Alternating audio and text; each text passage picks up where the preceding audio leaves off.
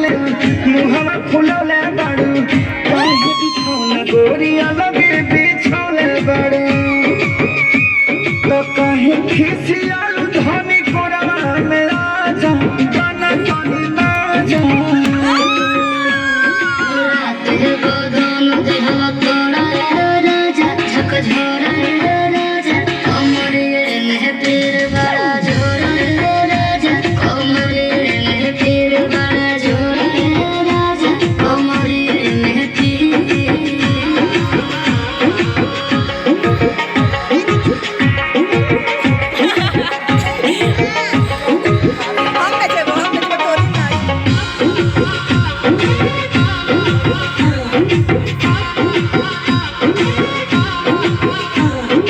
बोला धनी डॉक्टरिया सहता बोलाई खैबू दवाई कि सुई लगवाई